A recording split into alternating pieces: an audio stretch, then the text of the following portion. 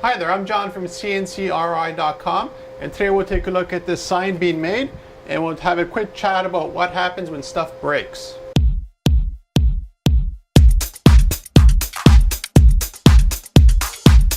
Now this exit sign may look very familiar to you, and the reason for that is because we actually made it last week.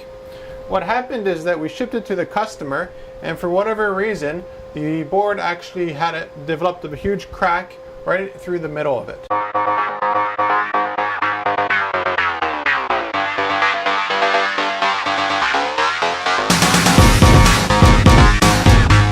Obviously, when the customer sent me those pictures, the first thing I told the customer is that we're going to make another one and ship it right out to them the next day. Now, sometimes stuff happens in shipment, and my guess is, in this case here, is probably the board was left outside and it froze for some reason or something else happened, because the wood just cracked really badly, and I've never had that much of an issue happen before. Sometimes I get little knots that fall out or stuff like that happens, but never a full dead-on crack. So it could have been a change in pressure when it was flying over to Colorado. It could have been change in humidity. It could have been literally a million things. But at the end of the day, it makes no difference. What we have to do to fix the problem is to cut another one up for the customer.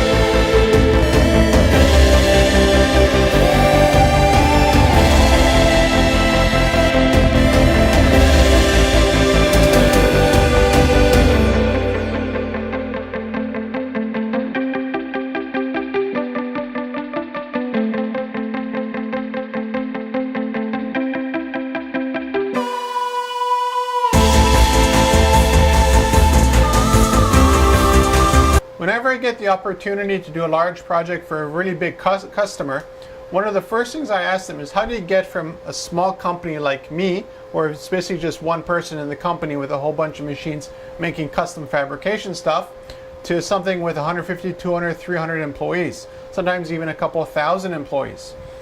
And what they tell me is pretty obvious. They say, we always watch out for the customer. And what they mean by that is if there's something that goes wrong, no matter how, what the cause is, whose fault it is, what you do is try to make it right. And sure, their closet is bigger than my whole shop, but they got to that point because of the customer service. For me here to redo this sign is really nothing. I didn't make any money off this project, obviously, because I'm redoing the job twice. Well, actually redoing it once. But that doesn't really matter, because although they're in Colorado, we're based out of close to Buffalo, New York, it's still, maybe I'll never meet this customer, but at least they know somebody who will stand behind their work. And more importantly, whenever people look at that sign, they'll say, oh yeah, that sign, well, that's the second one. The first one got broken for some reason during the flight over, and the guy never asked us for more money, never asked us any questions or proof or anything like that. All he said was, we'll make another one and we'll ship it right to you. And I think that's very important. When you look at large companies, let's say like Sears or other large companies that don't exist anymore, quite literally, what happens is that I believe the owners of the company forget who the customer is. And the customer is the one that decides to shop at your store versus not going to another store. You might charge a little bit more, and that's what Sears did. Sears was not the cheapest guy in the marketplace, but it had a novelty, it had amazing customer service, an amazing tool department. And what happened is the executives forgot about that. It became all nickel and dime.